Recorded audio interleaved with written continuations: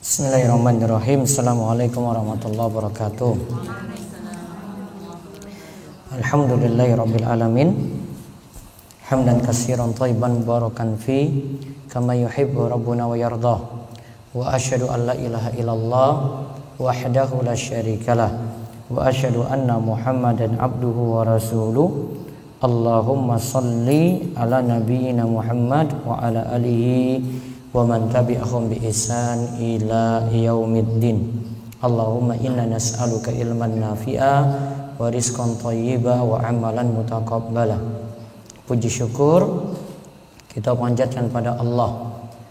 Salawat dan salam semoga tercurah pada Nabi besar Nabi agung kita Muhammad sallallahu alaihi wasallam. Baik ibu-ibu sekalian, pagi ini kita dimudahkan oleh Allah untuk berada dalam majelis yang mungkin penuh berkah dan bawa kebaikan kepada kita dengan kebaikan yang banyak.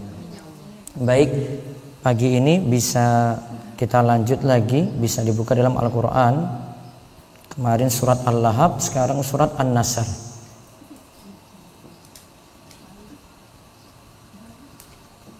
Terdiri dari 3 ayat, termasuk surat Madaniyah. Ya, termasuk surat Madaniyah.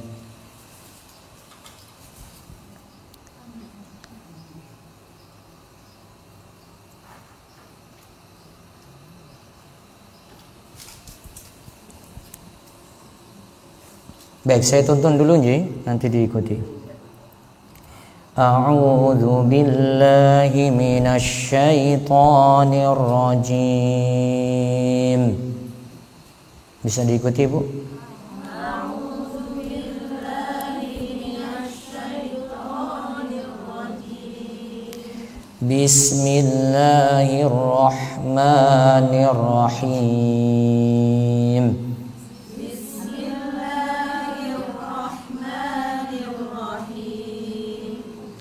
Idza jaa nasrullahi wal fath.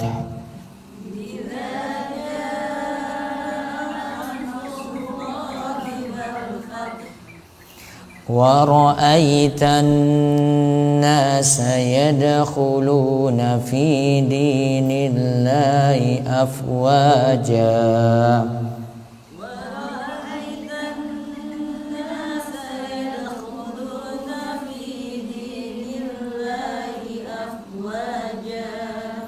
Fasabbih bihamdi rabbika wastaghfir.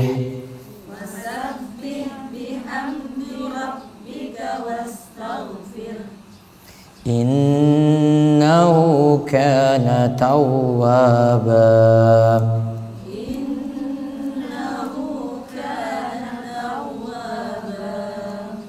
Baik. Surat An-Nasr. An-Nasr artinya pertolongan. Pertolongan berasal dari kata nasara yansuru, artinya menolong.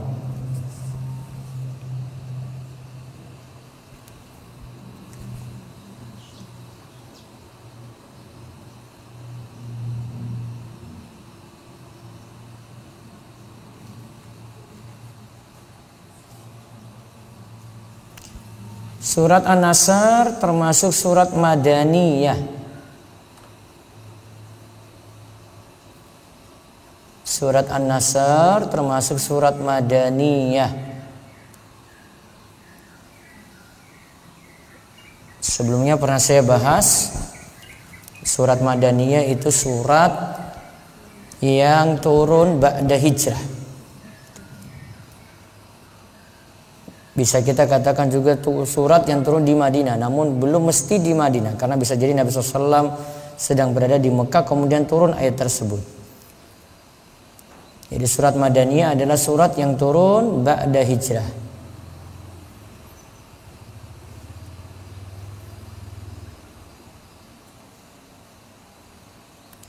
Surat ini terdiri dari 3 ayat. Surat ini terdiri dari 3 ayat.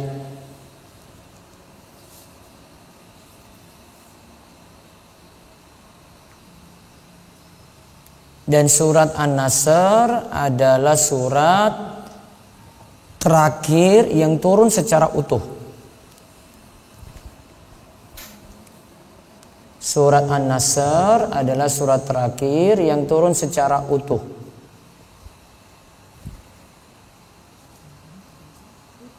Secara utuh. Kalau ayat-ayat yang lain itu bisa jadi surat lain ada potongan-potongan. Namun ini langsung 3 ayat secara utuh. Surat Al-Alaq yang pertama kali turun ayat 1 sampai 5 saja kan. Tapi masih ada ayat lanjutan. Kalau surat ini surat yang terakhir turun secara utuh.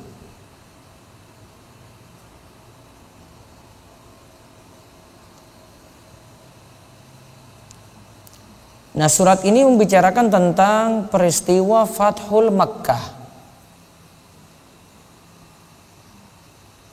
Al-Fatah nanti dalam ayat ini, dalam surat ini dimaksud adalah penaklukan, yaitu Fathul Makkah. Fathul Makkah itu terjadi tahun 8 Hijriah.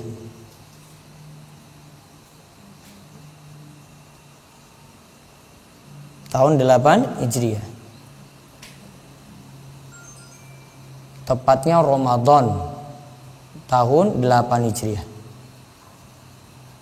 Jadi perangnya itu ketika bulan Ramadan. Dan beberapa peristiwa perang itu terjadi pada bulan yang mulia tadi.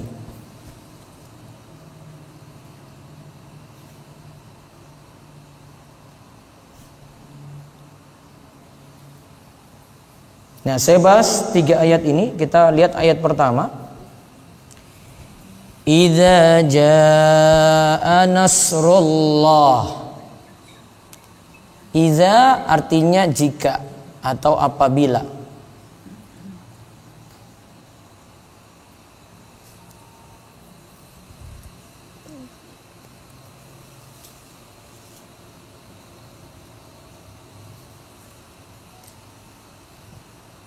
Dalam istilah Arab itu idza ini bagian dari huruf.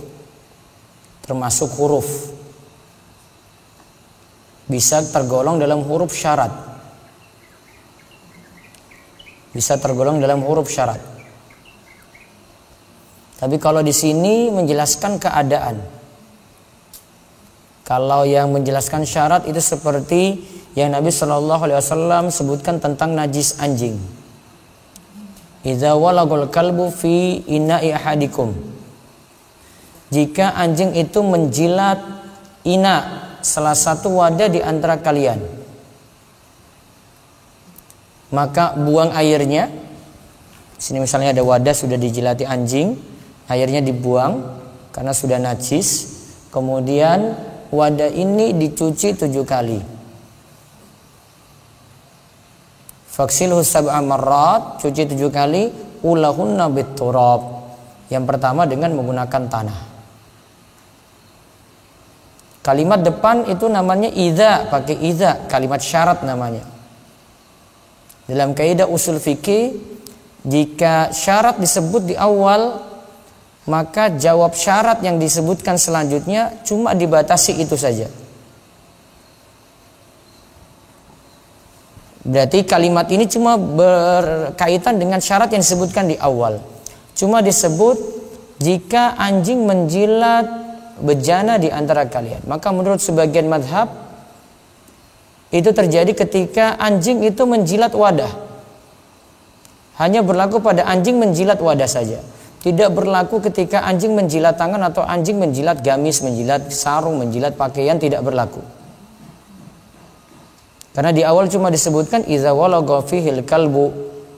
Jika anjing itu menjilat, maka perbuatan menjilatnya yang dibatasi. Baru ada hukum mencuci 7 kali. Kalau dijilat selain dari wadah ini, misalnya jilat tangan, jilat kaki, jilat pakaian gitu, maka tidak disyaratkan cuci 7 kali. Cuma sekadar cuci saja. Itu diantara yang berpendapat dalam mazhab Maliki. Namun kalau dalam mazhab Syafi'i, seluruh tubuh anjing itu najis. Kalau sudah najis maka tidak boleh dipelihara.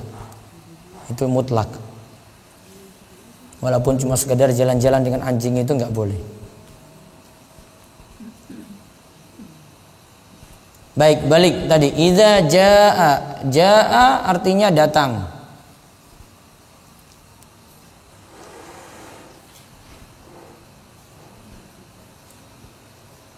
Datang di sini fi'il madhi. Artinya telah. Jika telah datang. Nasrullahi. Apa nasr tadi, Bu? Pertolongan. Berarti pertolongan Allah. Jika datang pertolongan Allah pada siapa? Kata tafsir Jalalain disebutkan Nabiyahu sallallahu alaihi wasallam. Jika datang pertolongan Allah pada nabinya sallallahu alaihi wasallam. Yaitu jika datang pertolongan Allah pada Nabi Muhammad sallallahu alaihi wasallam. Pertolongan dalam bentuk apa? Ala a'daihi, untuk mengalahkan musuhnya.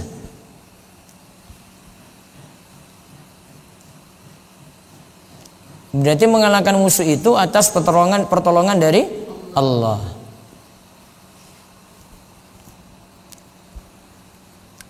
Kemudian disebutkan wal fathu. Fatah itu artinya membuka. Maka kalau disebut fataha, membuka. Yaftahu, sedang membuka. Maftuhun, terbuka. Miftahun, alat untuk membuka. Kunci.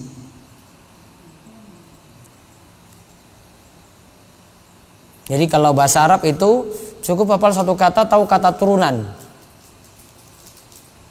Kalau bahasa Indonesia masih ada embel-embelnya. Kalau bahasa Arab satu kata pokok dihafal, nanti tahu kata turunannya. Nah, fathah tadi artinya apa? Membuka ya. Namun kalau di sini diartikan penaklukan, yaitu al-fathu yang dimaksudkan adalah Fathul Mekkah.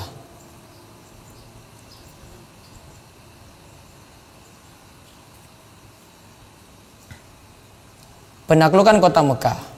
Terjadi kapan tadi? Ramadan tahun 8 Hijriah.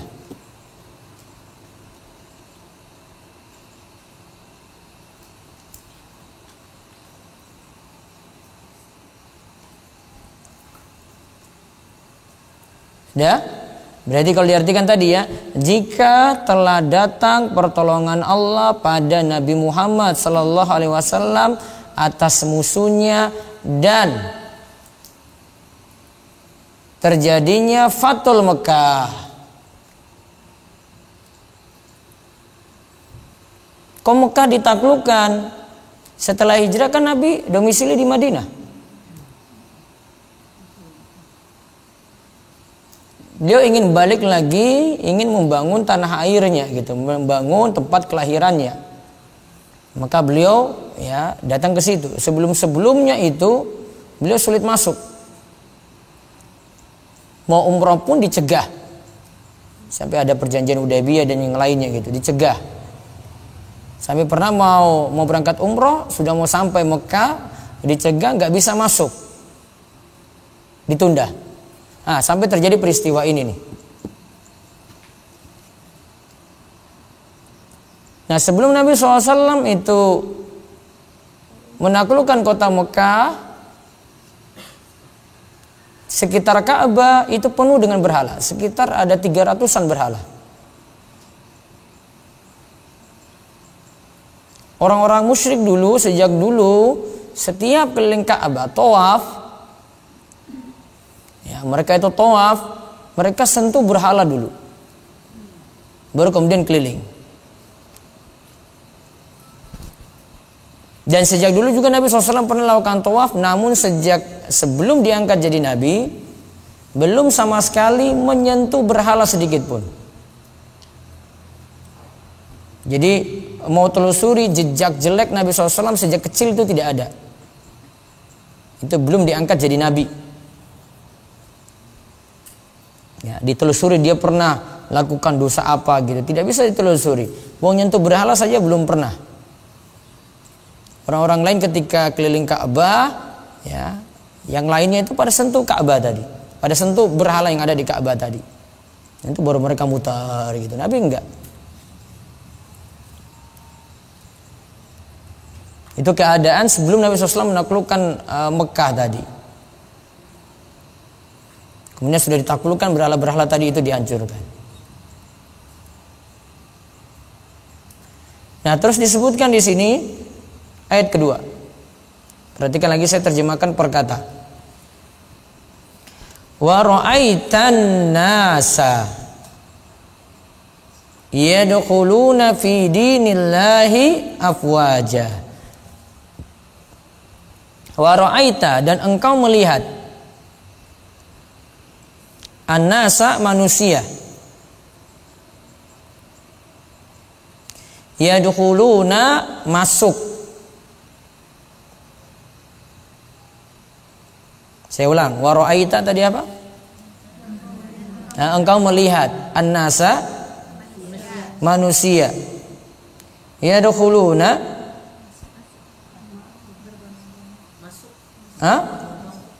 masuk, ya, yadkhulun, masuk, ya, yadkhulun masuk.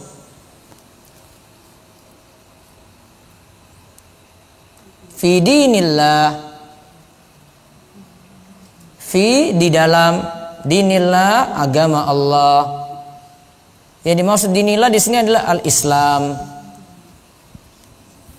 Jadi kita terjemahkan ya, dan engkau melihat manusia apa? Masuk ke dalam dinillah, ke dalam Islam. Afwaja. Afwaja itu artinya jamaat, bergerombol, berbondong-bondong, jumlah banyak.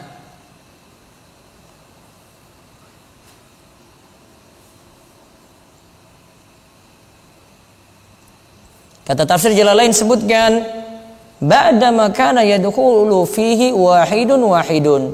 Dulu orang itu masuk Islam satu-satu gitu. Satu ini masuk lagi, satu ini masuk lagi, satu ini masuk lagi. Wa dzalika ba'da fathi Makkah.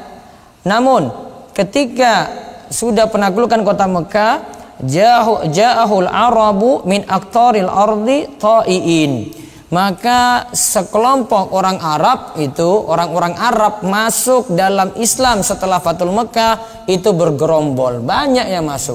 Dulu satu-satu, sekarang ini dalam jumlah banyak. Kelompok ini masuk, kelompok ini masuk lagi, kelompok ini masuk. Ta'iin dari seluruh, dari minat aqtaril ard, dari seluruh penjuru Arab masuk ta'iin dalam keadaan taat.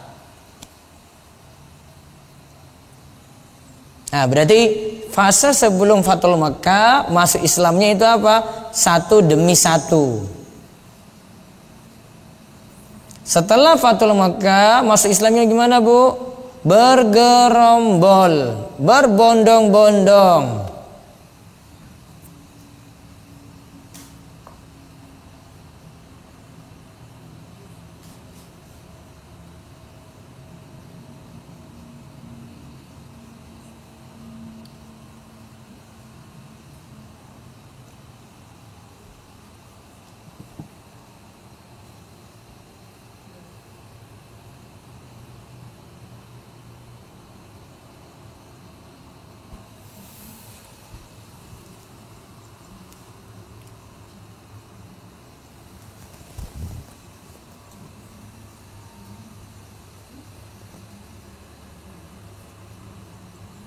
Sudah?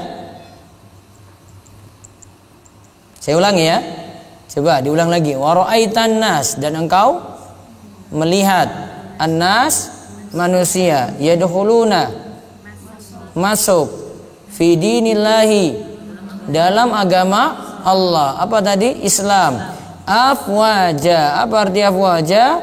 Berbondong-bondong, berjamaah, bergerombol. Apa maksud ayat ini? Dulu sebelum Fathul Mekah masuknya bagaimana? Satu demi satu untuk masuk Islam. Umar masuk dulu, Hamzah ikut. Nanti bergerombol, nggak bersatu-satu gitu, nggak bergerombol. Nah setelah Fathul Makkah baru afwaja. Nah disebutkan di sini dinillah, agama Allah. Din itu ada beberapa makna.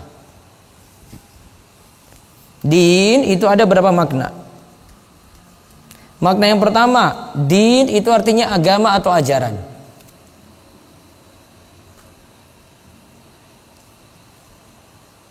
Makna yang kedua, din itu maknanya adalah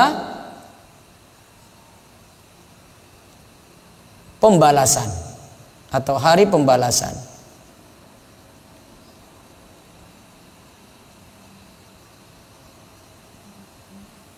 Coba lihat pada ayat Maliki Yaumiddin. Apa artinya? Allah yang memiliki, menguasai hari pembalasan. Itu bukan hari agama. Makna din yang kedua apa Bu tadi? Yang pertama tadi?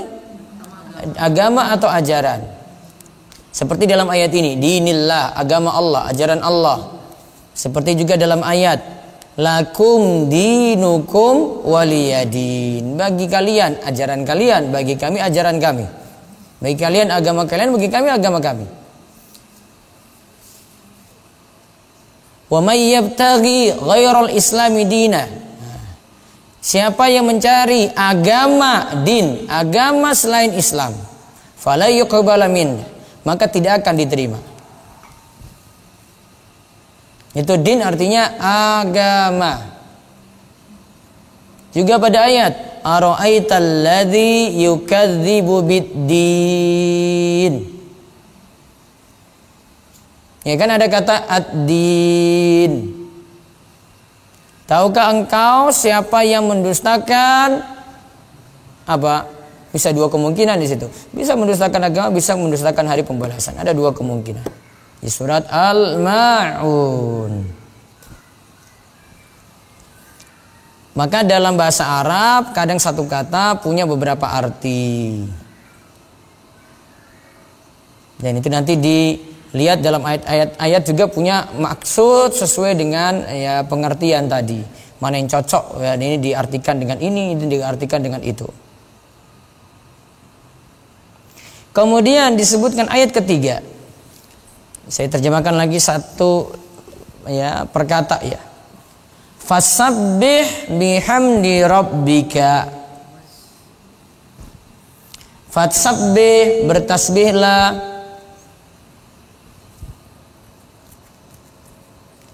Bihamdi rabbika, dengan memuji Rabbmu. Wastaghfirhu,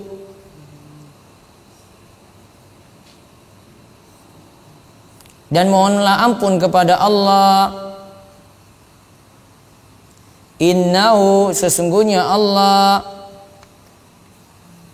kana tawwaba, sesungguhnya Allah itu Maha Tawwab, penerima taubat. Kita uraikan dari awal tadi Bu. Fasabbih apa artinya? Bertasbihlah. Bertasbih ini dengan ucapan apa Bu? Subhanallah. Disuruh subhanallah. Catat itu.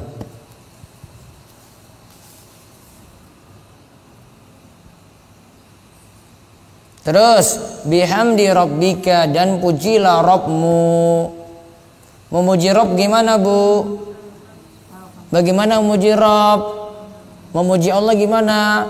Alhamdulillah. Berarti awal sudah ada zikir, perintah baca subhanallah. Yang kedua baca apa? Alhamdulillah. Kemudian wastaghfirhu, beristighfarlah. Istighfar gimana ibu-ibu? Astagfirullah. Sudah berapa zikir itu? 3. Ya? Sudah berapa zikir? 3. Subhanallah, alhamdulillah, astagfirullah. Kapan ibu baca 3 zikir ini sekaligus? Hah? Setelah sholat lah. Satu rangkaian. Oh, kalau ada hadiah boleh nih. Nah, ibu-ibu, kapan bu? Kapan ibu baca subhanallah, alhamdulillah, astagfirullah satu rangkaian?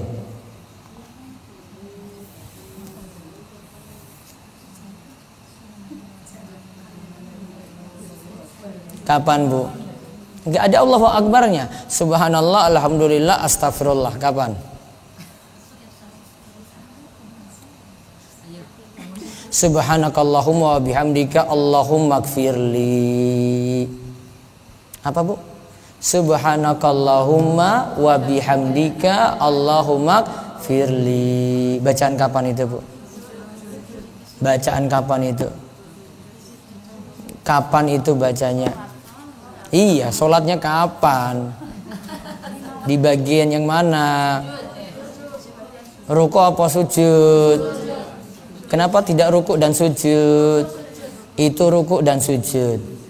Ada buku sholat nggak di situ? Ada? Nah, nanti beli buku tentang sholat. Coba mas bawa sini, biar promosikan sekalian.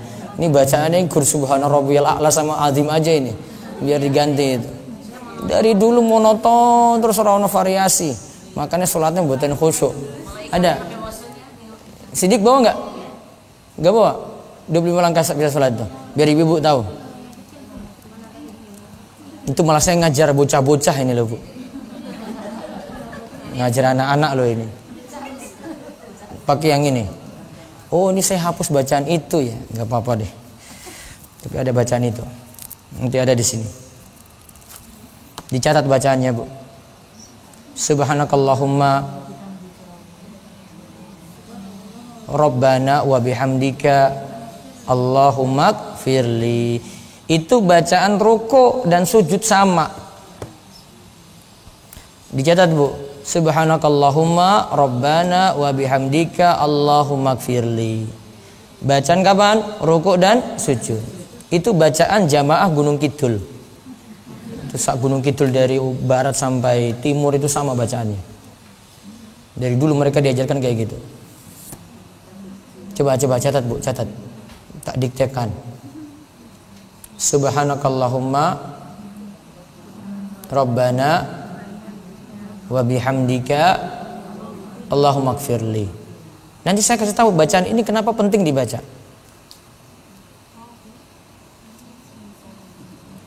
Wonten bu? Apa itu bacaannya?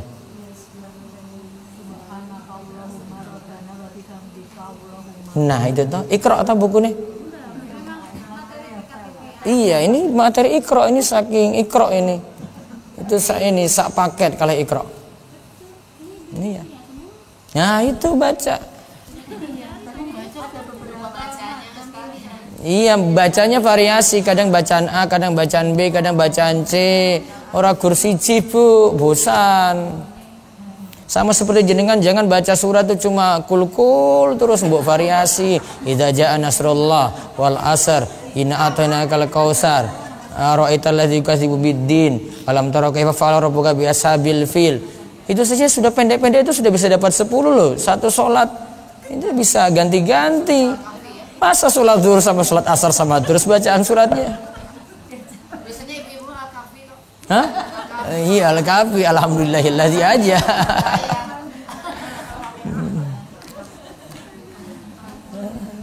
Variasi. Paham ya? Coba tadi bacanya jadi apa? Subhanakallahumma Rabbana wa bihamdika Allahumma firli. Kapan bacanya? Ruku dan sujud. Ruku saya baca itu, sujud juga sama.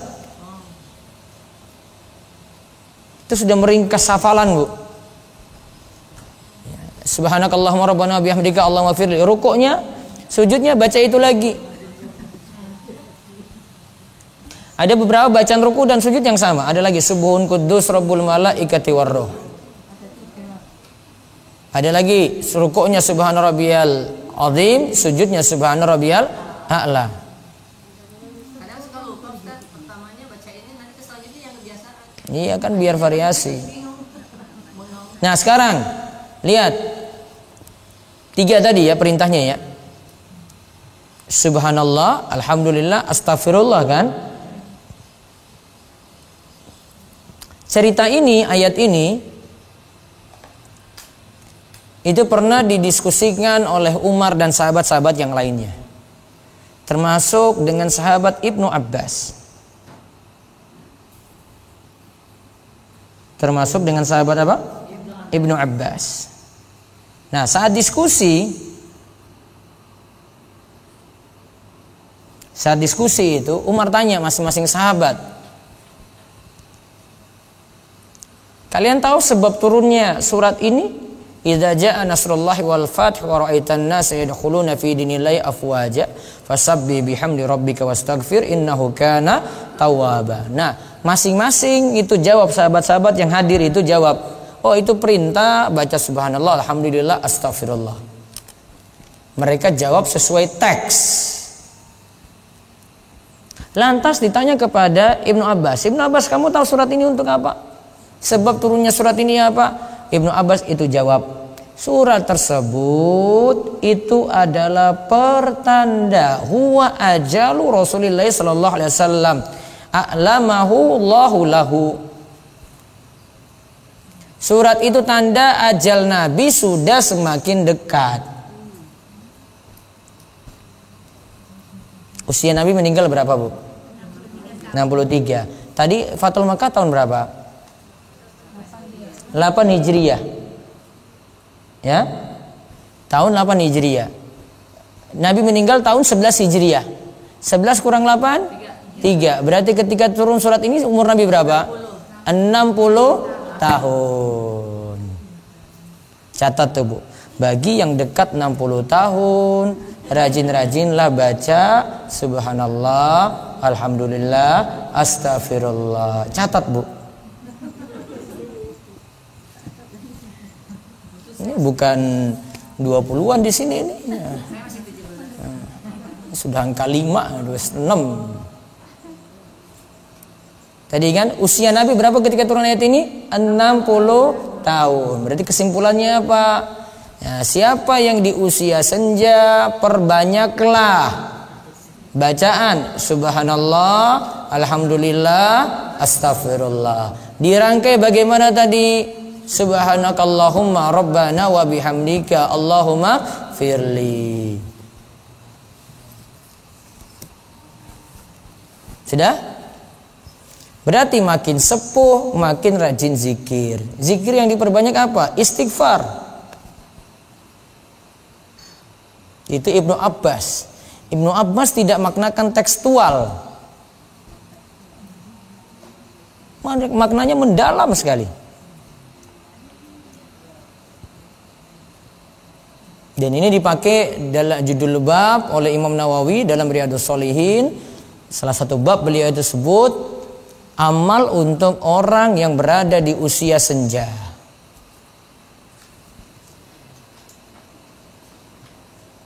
Maka bisa bacaan rukuk sujudnya diubah dengan bacaan tadi. Boten sepuh juga pakai itu, gak masalah.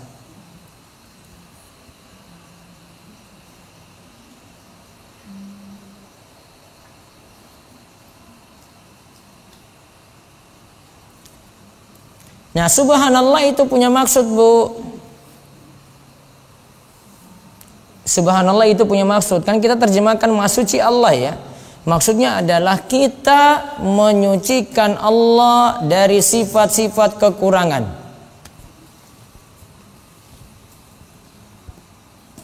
Apa, Bu?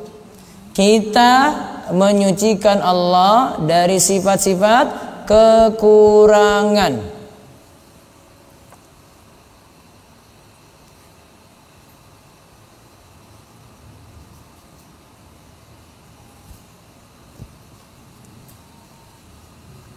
Jadi tidak boleh menyatakan Allah itu tidur, tidak boleh mengatakan Allah itu ngantuk, tidak boleh mengatakan Allah lalai memberi rizki, tidak boleh mengatakan Allah punya anak, punya keturunan, gak boleh. Allah tersucikan dari sifat-sifat seperti ini. Allah tidak adil. Nah, itu sifat kurang namanya. Dihapus sifat-sifat ini. Itu maksud pengertian kalimat subhanallah. Tidak boleh menyatakan takdir Allah tidak baik ini. Kejam sekali takdir ini, enggak boleh. Dia berarti tidak jalankan kalimat subhanallah. Harus diyakini, oh subhanallah, takdir Allah itu maha adil. Saya yang salah nanggapi. Saya yang terlalu banyak protes. Sedangkan alhamdulillah, artinya apa, Bu? Segala puji bagi Allah, kan berarti kita menetapkan sifat sempurna bagi Allah. Kita menetapkan sifat sempurna bagi Allah.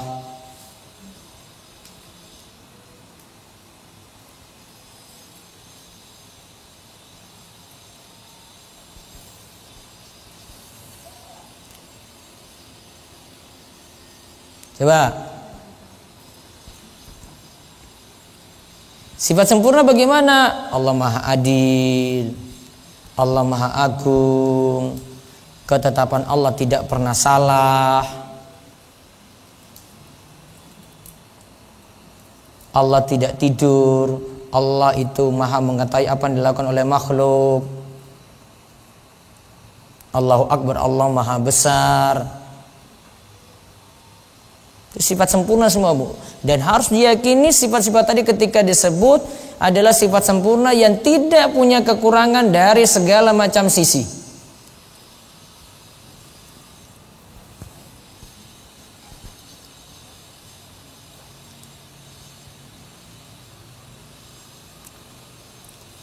Merenungkan seperti ini lebih utama, Bu. Ibu tersebutkan ada nama-nama Allah Ibu tahu, ya. Allah itu alim, Allah maha tahu. Allah itu basir, Allah maha melihat. Allah itu sami, Allah itu maha mendengar, ya. Mendengarnya sempurna, melihatnya sempurna, mengetahuinya sempurna. Kalau makhluk mengetahuinya kurang, mendengarnya juga serba kurang, melihatnya juga serba kurang. Coba lihat aja, coba renungkan satu sifat saja. Allah maha mendengar, sami'. Allah maha mendengar, ya. Coba bandingkan pada manusia. Ada 10 orang ini nanya langsung. Mendengarnya gimana, Bu? Nanggapinya gimana? Kalau ada yang berteriak satu-satu, ini ada 10 itu sekaligus. Nanggapinya gimana? Nanggapi langsung apa tunggu suruh ngantri satu-satu? Satu-satu dulu kan? Oh, Bu Uli tanya dulu. Oh, ini tanya. Oh, ini tanya. Tanya gitu kan, gilir kan? Itu pun tanyanya beda-beda tuh. Digilir dia. Tapi kalau Allah bagaimana sifat mendengarnya? Doanya sama semuanya, satu kali ini. Ya. Mintanya macam-macam. Yang ini minta tambah kekayaan, yang ini minta jodoh, yang ini minta utangnya lunas, yang ini minta sakitnya sembuh, yang ini minta macam-macam. Oh, minta suaminya, ya Allah diberikan suami yang soleh, sekarang belum sadar-sadar misalnya. Enggak, ini tunjuk yang lain, dunia lain gitu. 10 orang minta berbagai macam hal berbeda, minta satu kali waktu. Bisa terkabul enggak satu kali waktu tadi? Bisa. Padahal hajatnya berbeda, cara memintanya berbeda, bahasanya pun bisa berbeda, dialeknya berbeda, tetap Allah bisa kabulkan itu semuanya. Sifat sami tadi.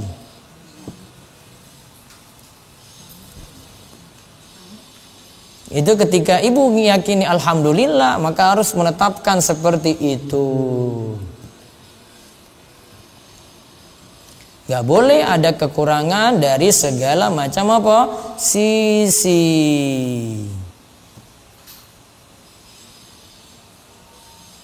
Paham, Bu? Yang ketiga apa tadi zikirnya?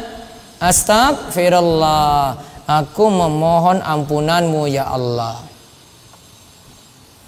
Istighfar nanti berbeda dengan taubat. Taubat sendiri, istighfar sendiri, Bu. Kadang ada istighfar yang sampai derajat taubat ada. Ada yang istighfarnya cuma di lisan saja. Adapun taubat itu memenuhi 3 syarat penting. Syarat pokoknya 3. Ini disebut oleh Imam Ibnu Katsir sebagai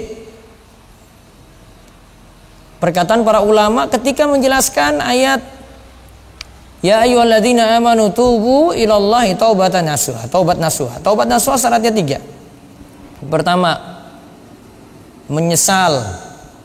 menyesali dosa-dosa yang lalu. Yang kedua, kembali taat. Yang ketiga, bertekad tidak mau mengulangi lagi.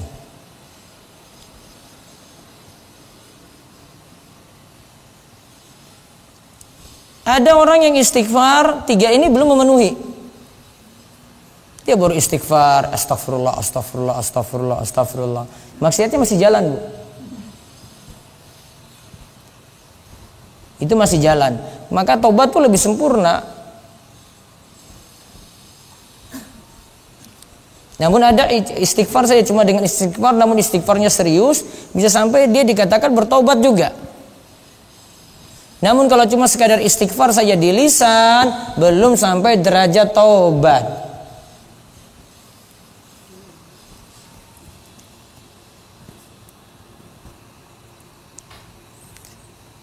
Nah, istighfar ini di antara ucapan sederhananya adalah astagfirullah. Bisa juga astagfirullahal azim. Istighfar yang paling sempurna dikenal dengan sayyidul istighfar. Kapan bacanya? Ramadan. Kapan, Bu? Baca pagi dan petang. Allahumma anta rabbi la ilaha illa anta khalaqtani wa ana abduka wa ana ala ahdika wa ahdika masata'tu a'udzubika min syarri ma sana'tu abu'u laka bi ni'matika alayya wa abu'u bi dzambi faghfirli fa innahu la yaghfiru dzunuba illa anta. Awal itu Allahumma anta rabbi la ilaha illa anta khalaqtani. Ini masih pujian. Faghfirli fa innahu la yaghfiru dzunuba illa anta. Nah, itu inti istighfarnya. Awali pujian dulu. Baru kemudian closingnya itu adalah faghfirli, ya Allah ampunilah aku, tidak ada yang mengampuni dosa-dosa kecuali Engkau.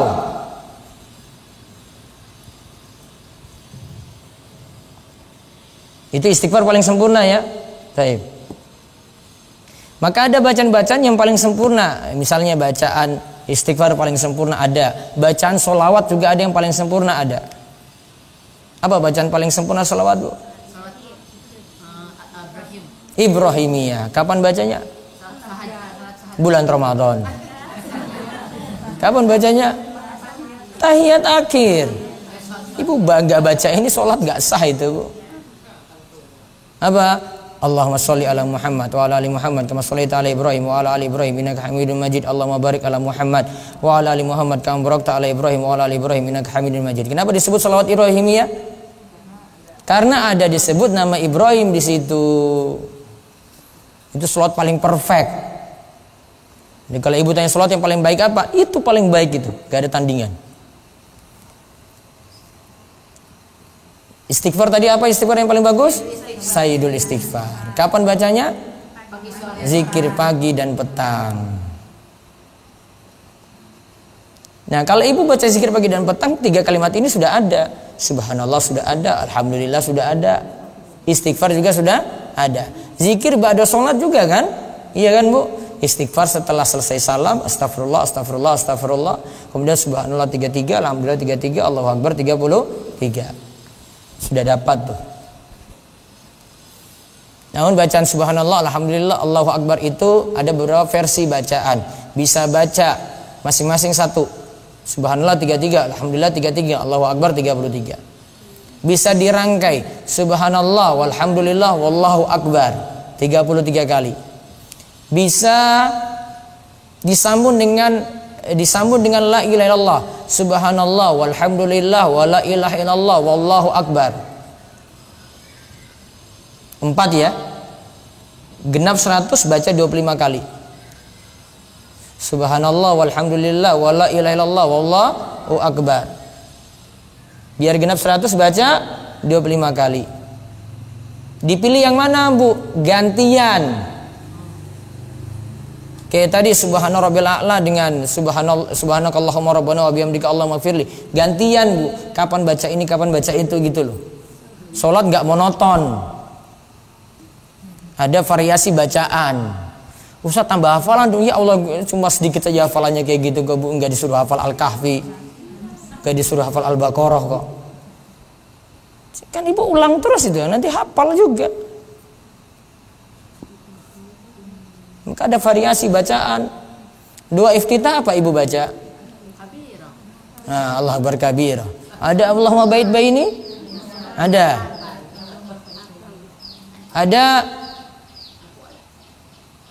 Ada subhanakallahumma wa bihamdika asyhadu alla ilaha illa anta. Bukan. Ada yang pakai subhanallah itu. Apa, Bu? Yang cuma sedikit itu. Itu lebih ringkas lagi. Ada juga Allahumma rabba Jibril wa Mikail wa Israfil anta fatirus samawati wal ard. Ya, dan seterusnya. Itu doa iftitah untuk tahajud. Ada lagi. Ya sudahlah, Ibu tambah mumet nanti yang pokoknya ngaji dulu.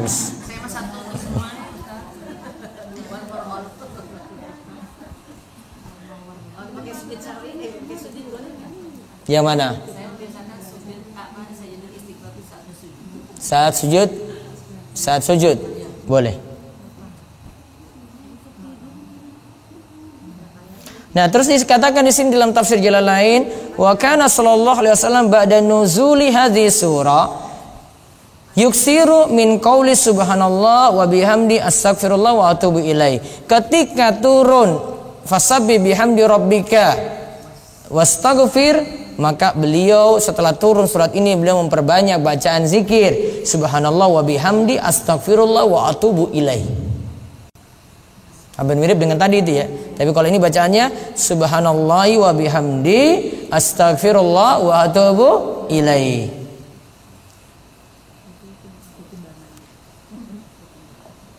Kemudian dikatakan lagi dalam tafsir jalan lain wa ulima biha annahu qad iktaraba ajaluhu, dan diketahui dari sini ajal Nabi semakin dekat. Sebentar lagi Nabi SAW itu meninggal dunia. Seperti kata Ibnu Abbas tadi. Wa kana fathu Makkah fi Ramadan sana samanin, dan Fathul Makkah itu terjadi pada bulan Ramadan tahun berapa? 8 Hijriah. Wa tuwfiya fi Rabiul Awwal sana asyarah. Dan Nabi SAW itu meninggal dunia pada bulan Rabiul Awwal, ya, tepatnya tahun 11. Kalau sini tahun 10, ya 10 lebih, yaitu 11. Meninggalnya Nabi SAW itu Rabiul Awwal sama dengan lahirnya Rabiul Awwal. Namun tentang tanggal lahirnya ada perselisihan pendapat. Kalau ada tanggal meninggalnya juga perselisihan pendapat. Namun bulannya sama, Rabiul Awwal.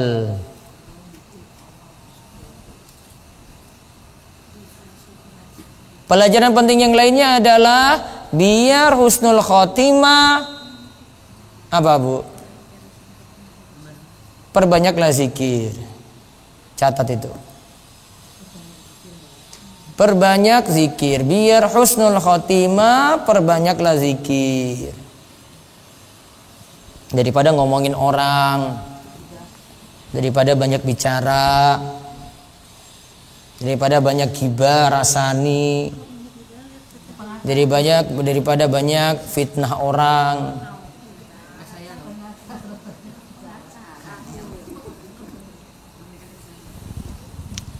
Dan dosa manusia itu, Bu, kembali kepada 4 hal. Dan 4 hal ini kalau berlebihan gak baik. Ini kata Imam Ibnul Qayyim dalam kitabnya Bada'iul Fawaid. Dosa itu kembali kepada 4 hal yang berlebihan. Yang pertama, banyak memandang. Catat dulu, jangan banyak protes, Bu. Yang kedua, banyak bicara.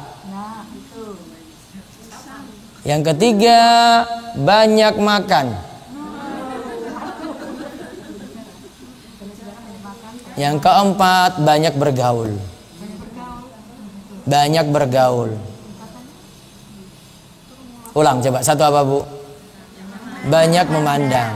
Itu biasanya dosanya bapak-bapak. Hah? Oh iya, perempuan lihat K-pop gitu ya. Enggak, dosanya laki-laki itu yang pertama ini. Yang kedua apa, Bu? Nah, itu dosanya ibu-ibu. Ibu-ibu itu mulutnya. Kalau laki-laki itu matanya. Makanya dalam ayat disebutkan surat Al-Balad, alam naj'al lahu 'ainain wa lisanan wa syafatain. Bukankah kami telah menjadikan kepada kalian itu dua mata? Terus lanjutannya apa? Bukankah kami telah jadikan kepada kalian itu mulut, dua bibir itu? Maksud memandangnya itu Mandang lawan jenis tidak ada hajat, ya. Tadi saya bilang dosa bapak di situ. Iya. Akhirnya karena banyak lihat terus pingin nikah lagi. Nah itu. Tanya aja sama bapak aja gitu loh. Nanti pulang tanya, Pak, memangnya matamu nggak bisa dijaga? Tanya aja gitu. Dosanya laki-laki. Kalau perempuan apa tadi? Banyak bicara. Apa dosa-dosa dari mulut apa, Bu? Gibah. Apa lagi? Fitnah. Apa lagi? Namimah. Gosip sudah gibah itu, Bu. Satu kelompok itu, Bu. Komplit pokoknya. Namimah, adu domba. Ya toh? Gibah itu baik sebenarnya. Karena yang dibicarakan benar. Tapi bicarakan jelek. Nggak ada manfaat. Apa manfaatnya ngomong ke orang tentang itu? Dan biasanya kalimat awalnya itu, tolong jangan bilang-bilang orang ya, ini rahasia untuk kamu saja gitu ya, diam-diam ya. Semua orang didatangi itu. Diam-diam ya. Ada yang suaranya makin pelan, ada yang suaranya jelas-jelas gitu. Diam-diam. Nah, ya, diam-diam gibah ya kamu gitu aja. Gibah kayak gitu. Awalnya. Ya, terus apalagi, Bu? Yang ketiga apa? Banyak makan. Oh, kulinerannya berarti dikurangi, Bu. Apa banyak makan? Ini bukan banyak makan sekadar itu, Bu. Apa, Bu? Di sini banyak makan orang cuma memikir perut saja. Maka untuk masuk dalam perut dia masukkan segala hal tanpa memikirkan halal haram. Maka kembali ke masalah kerjaannya. Pokoknya mau perutnya terpenuhi itu. Ya, dia mau cari dengan zolimi orang, dia mau nipu orang, dia mau makan riba. Tujuannya ujung-ujungnya untuk memenuhi perut, Bu. Kalau enggak perut, ya untuk gaya, kalau enggak gengsi. Itu aja. Terus apa lagi yang terakhir? Banyak bergaul. Ya. Bergaul ada 4 model, kata Imam Ibnul Qayyim. Ibu milih yang kedua, 2 hal, tinggalkan yang 2. Yang pertama, bergaul seperti membutuhkan makan tiap hari.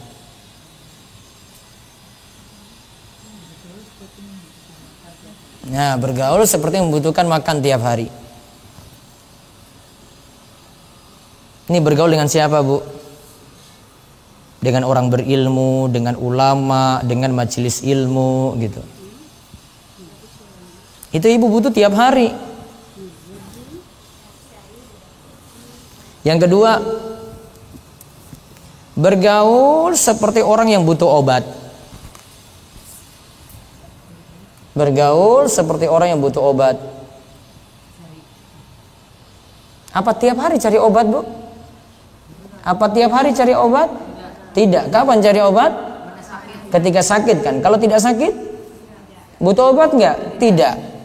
Berarti ada orang yang kita perlakukan seperti itu. Kalau butuh saja saya datangi, oh ini saya mau jual beli dengan dia nih. Kalau enggak, ya sudah enggak. Saya enggak 24 jam dengan dia, beli terus. Ya, untuk bisnis, untuk kerjasama, untuk berdagang gitu. Itu yang kedua. Yang ketiga, bergaul malah tambah penyakit. Bergaul malah tambah penyakit. Artinya ibu dapat jeleknya, cuma nambah penyakit saja. Bergaul dengan orang yang suka ghibah, bergaul dengan orang yang sering jelekkan orang lain, bergaul dengan ahli maksiat gitu. Yang keempat, bergaul malah mendapatkan racun. Racun itu awalnya kita nggak tahu, Bu. Nanti belakangan baru tahu, ya kena racun saya. Masuk rumah sakit. Maka ada yang dikira awalnya itu baik, kemudian diolah itu sampai jadi tidak baik. Atau ada sesuatu yang tidak baik, kemudian diolah itu jadi nampak baik. Maka dia ubah kebenaran jadi kebatilan, kebatilan jadi kebenaran. Mungkar jadi ma'ruf, ma'ruf diubah jadi mungkar. Maka tadi dikatakan apa? Pilih yang dua awal, tinggalkan yang dua yang terakhir. Gitu toh? Berarti bergaul boleh enggak? Boleh. Untuk dua yang awal tadi. Ibu dapat manfaat apa dulu gitu loh. Kalau dua yang terakhir, buang. Tinggalkan. Kalau enggak dapat penyakit, dapat apa? Racun. Tinggal mikir-mikir di rumah, mana teman-teman yang mesti saya tinggalkan, mana yang teman-teman yang mesti saya tetap di situ, dapat manfaat di situ. Yes. 4 hal yang banyak tidak boleh tadi apa? Banyak memandang, banyak bicara, banyak makan, banyak bergaul. Wallahu a'lam bishawab. Cukup. Ada pertanyaan silahkan. Ya. Waalaikumsalam warahmatullahi wabarakatuh. Banyak dosa-dosa besar yang dilakukan oleh seseorang. Tapi apakah dosa-dosa tersebut bisa dikalahkan dengan dosa yang seolah-olah kecil tetapi sebetulnya besar, yaitu ghibah? Bagaimana penjelasannya? Gimana? Orang tidak pernah berzina, tidak pernah mencuri, tidak pernah apapun yang dosa besar kan. Tetapi apakah dengan dosa ghibah itu bisa mengalahkan perbuatan-perbuatan Bisa. yang tadi? Dia punya kebaikan banyak tapi menggibah. Aisyah itu pernah menggibahi istri Nabi SAW yang lain, yaitu Sofia. Sofia. Istri Nabi berapa, Bu Uli? Nah, 11, tak kira lupa. Nah. Dia cuma kasih isyarat, Bu, nggak pakai kalimat panjang. Ya, dia cuma isyarat mata saja, yang artinya itu dasar si Sofia itu pendek gitu. Nabi SAW tegur, Aisyah, seandainya kebaikanmu itu di lautan, kemudian ini satu dosa ini nih, masuk di situ, itu bisa mencemari lautan tadi. Itu Aisyah yang dapat omongan loh. Itu pun nggak sengaja, mungkin Aisyah nggak tahu. Kalau kita jadikan kebiasaan malahan, dan gibahnya lebih parah daripada itu. Paham? Nah, cukup satu kisah itu saja. Jadi istilahnya walaupun banyak ibadahnya, kalau banyak menggibah, ini percuma ya? Iya, apalagi nggak ada ibadah terus gibah juga gitu, hancur-hancuran. Aku mah baik kok.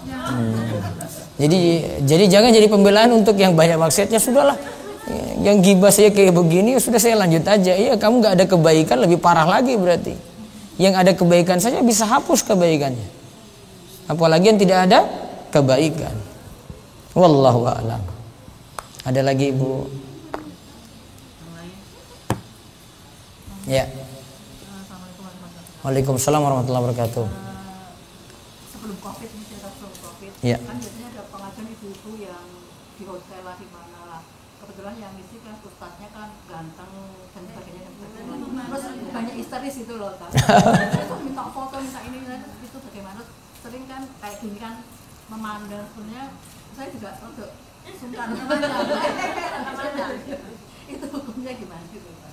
Kan sering terjadi. Ya makanya ada yang ngambil ilmu, ada yang karena lihat tampannya Bu, ini lihat ilmunya gitu. Makanya kalau termasuk saya tidak mau foto dengan ibu-ibu. Bu Uli aja nggak pernah dapat foto saya itu. Nggak boleh. Hah? Saya nggak kayak gitu Bu. Nggak mau bilang orang lain. Pernah maaf ya, tidak menyampaikan ya. Iya. Pernah sakit hati sama Ustaz. Kenapa? Waktu itu saya tanya kayaknya kok maaf gini. Jadi saya tuh sekarang alhamdulillah ya. Dulu sempat sakit hati di bututnya juga. Itu tadi tek aku nggak mau lagi ikutan. Gitu kan. Tapi mohon maaf ya Ustaz, saya sudah. Ya memang kayak begitu. Kan saya menyampaikan. Kalau saya dengan ibu-ibu saya tinggal aja gitu. Nah, ya biasa, nggak mau dekat-dekat. Maka kalau foto nggak mau, nggak ada sesi foto bareng saya nggak ada. Gitu ya ibu-ibu ya. Tahu Sok Mutia sering ke DS ke pesantren saya nggak pernah berhasil memfoto itu kecuali nyolong. Nanti baru berhasil. Nggak ada foto-foto bareng. Ambil ilmunya saja sudah cukup Bu. Ilmu kan sudah cukup tadi, iya kan? Kalau foto apa kenangannya coba Bu? Apa ibu jadikan itu untuk bahan tahajud? Ya Allah, ngapain? Bilang aja saya sudah tahu ilmunya gini sudah cukup. Berarti pamer berarti nggak telarkan ilmu, sebarkan ilmunya gitu, gitu kan? Apa? Ya ada YouTube-nya, itu sudah bisa lihat YouTube. Sudah banyak YouTube-nya. Iya. Iya Bu. Udah. Ada nggak sih hubungannya keberkahan ilmu dari seorang ustadz itu dengan akhlak ustadz itu sendiri? Iya. Bisa menjaga diri dia. Bisa. Jadi kalau misalnya saya melihat guru itu kan banyak macam-macam yang saya kaji ustadz ya. Ada Iya. guru yang bisa menjaga akhlaknya, menjaga dirinya, ada yang tidak. Iya. Andaikan saya mengaji dengan guru yang anggap saja tidak bisa menjaga batasan dia dengan umatnya, dengan Iya. umat lawan jenis, apakah ilmu yang saya dapat dari beliau itu akan berkah untuk saya? Biasanya kurang berkah. Jadi sebaiknya kalau saya ketemu dengan ustadz yang tidak mampu menjaga ini kan susah, ustadz ganteng, tadi yang bilang sama cantik, dan ada yang mengagumi dan rasa mengagumnya berlebihan, sehingga jadi sesuatu yang kami pandang itu tidak etika. Iya. Apakah ilmu dari ustadz itu akan berkah buat saya sendiri? Tanda cerminan akhlaknya bagus diantaranya bisa dicontohkan dari dia itu bergaul dengan perempuan. Itu saja. Saya bisa menilai orang itu macam-macam. Ada saya lihat dari dia bergaul dengan perempuan, ada saya bisa lihat dari cara makan gitu. Ada dari cara ngomong. Itu bisa jadi penilaian orang. Kita nilai orang lain yang nggak punya ilmu juga kayak begitu. Ih, cara makannya kok kayak gitu sih? Sudah tahu itu akhlaknya gimana? Ih, cara bicaranya kayak gitu ya. Sudah tahu itu cerminan akhlaknya gimana? Ih, dia dengan perempuan kayak gitu ya. Sudah tahu cara ininya bagaimana gitu. Paham? Baik. Salah satu yang berkah ilmu yang dapat, ustadznya pun harus mampu menjaga akhlak begitu ya. Iya. Dia harus jaga. Kadang-kadang saya tipe orang yang sudah deh ustadznya apapun yang inti ilmu yang disampaikan saya dapat, Sudah bagus itu. tapi ternyata belum tentu juga ilmu yang bisa saya terapkan juga sih. Nah, Makanya saya bingung nggak berkahnya di mana, siapa jangan ustadznya apa sayanya. bisa Kadang-kadang aja apa ya? iya bisa jadi dari yang menerima juga gitu. Tapi dia sudah punya ilmu. Tinggal medianya aja yang siap. Kadang ilmu sudah ada, medianya belum siap. Tanaman itu ya, Bu. Tanaman itu sudah ada air nih. Tanamannya belum siap, tanahnya belum siap, ya nggak ada pengaruh. Kalau air sudah ada, tanaman sudah ada, potnya sudah ada, tanahnya sudah subur. Nah, ilmu masuk, air tadi masuk kan, subur. Namun ada yang media tanah ini untuk menerima ini, ada yang tidak bisa nerima. Dimasukin air, airnya ngalir saja terus, nggak bisa nampung air. Jadi ada keadaan orang seperti itu.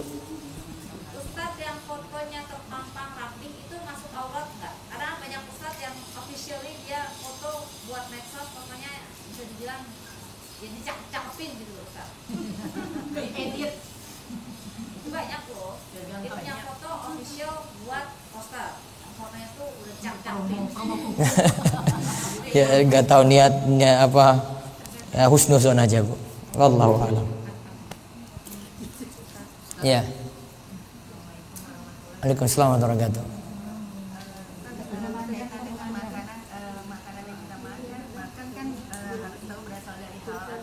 Halal sama haramnya diperhatikan. Kalau misalnya kita dagang, nah pembeli kita itu adalah salah satu bank konvensional, dan bank konvensional itu membeli barang kita dengan maksud untuk memaparkan produk-produknya yang jelas-jelas riba.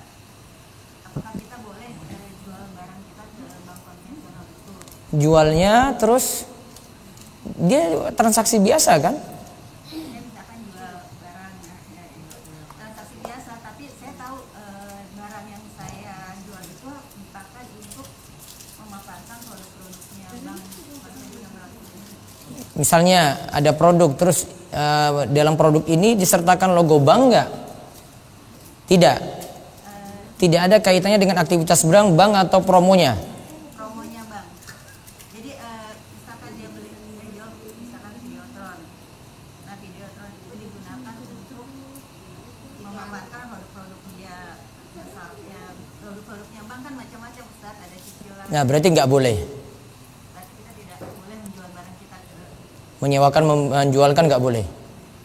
Tapi kalau sifatnya umum misalnya catering, itu pesan ya seperti jual beli umum gitu. Kan lepas, kalau makan kan lepas. Saya jual gitu sudah. Tidak dikasih syarat-syarat apa-apa untuk promosikan dia gitu ya, jual-jual saja gitu. itu jualnya lepas juga nggak boleh ya? Jualnya lepas. Ya saya jual terus Kalau tidak tahu siapa yang beli aman.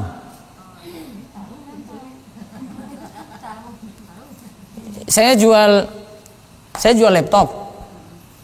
Saya jual pada si A ini. Saya nggak tahu dia nanti pakai ini maksiat atau enggak kan? Dia mau pakai maksiat enggak, bukan urusan saya. Saya lepas itu dari itu. Oh ternyata dia beli ini dipakai untuk maksiat. Dia nonton video porno, nonton macam-macam gitu. Saya dosa? Enggak, saya nggak tahu kok. Iya kan? Namun kalau dia tahu di pesan, oh Pak saya mau pesan untuk ini untuk dia sebutkan pekerjaan dia yang masalah misalnya. Kita sudah tahu, berarti nggak boleh. Karena mendukung langsung. Begitu. Aduh, sami mawon Bu. Ya. Lagi marak? Ah. Iya.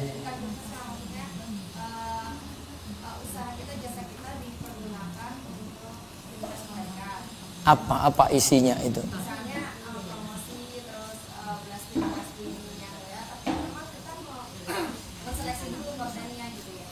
Tapi pada akhirnya ketika kita sudah tahu sebenarnya track record dia ada sesuatu yang tidak pas. Setelah itu, setelah dia memikir pun ternyata dia melakukan hal yang merugikan. Apakah kita sebagai siapa? Kalau baru tahu belakangan nggak masalah, tapi kalau sudah tahu dari awal nggak boleh.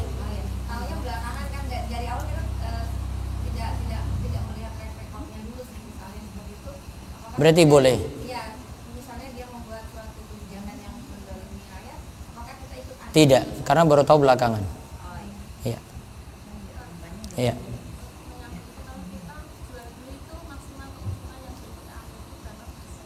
Maksimal keuntungan berapa persen? Jual 100. Boleh enggak? Maaf, beli modal 100, jual 300, boleh enggak? Boleh. Tanah 50 juta, jual 500 juta. Boleh enggak? Boleh. Kan tahun apa saya belinya? Ya iya gitu. Modal dengan untung tidak dibatasi untuk untungnya tadi.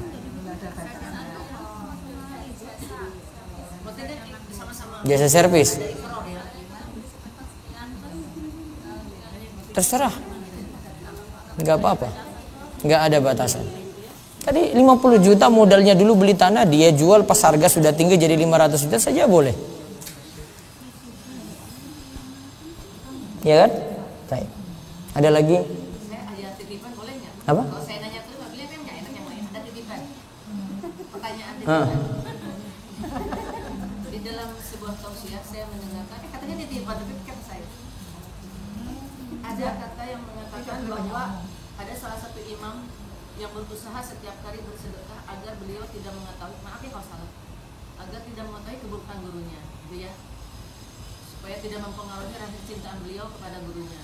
Lalu bagaimana apabila kita selama kita bertaklim ini ternyata tanpa sengaja ada keburukan-keburukan dari guru kita yang kita ketahui, akhirnya kan timbul rasa ilfil gitu ya, kok kayaknya kenapa ya, kayaknya dia jarkoni pandai berujar tapi nggak pandai melakoni gitu ya.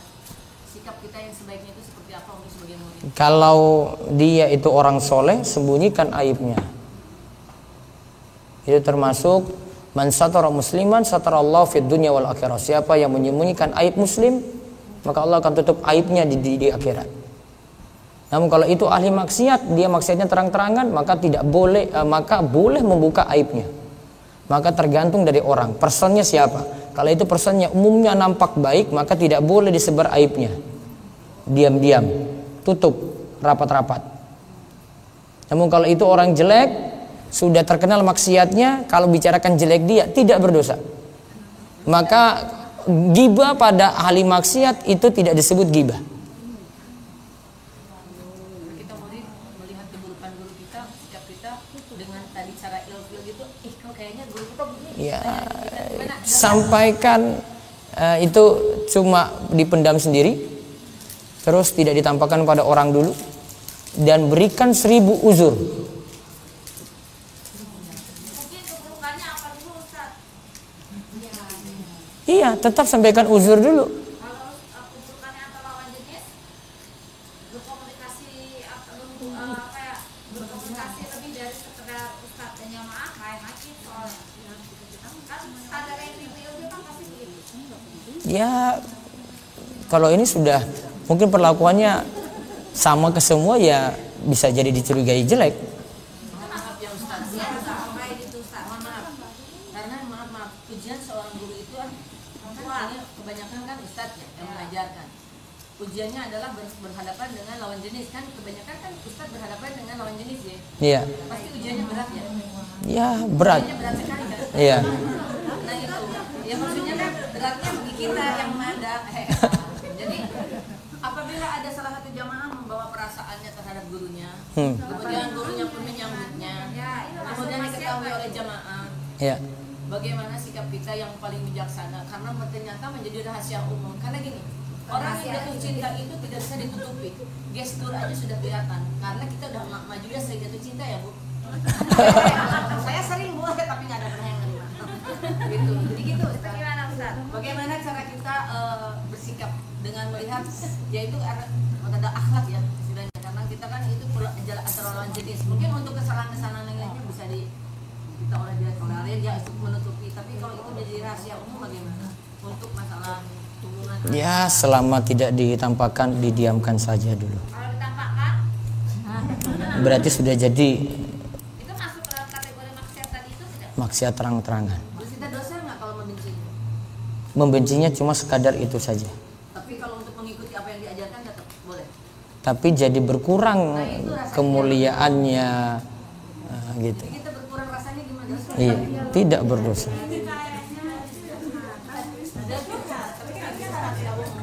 Maksudnya biasanya ibu jatuh cinta sama Ustaz. Gitu ya, cukup.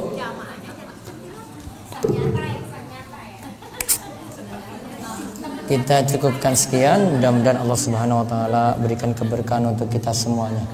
Tetap dengan doa kafaratul majlis. Subhanakallahumma bihamdika asyhadu an la ilaha illa anta astaghfiruka wa atubu ilaik. Assalamualaikum warahmatullahi wabarakatuh.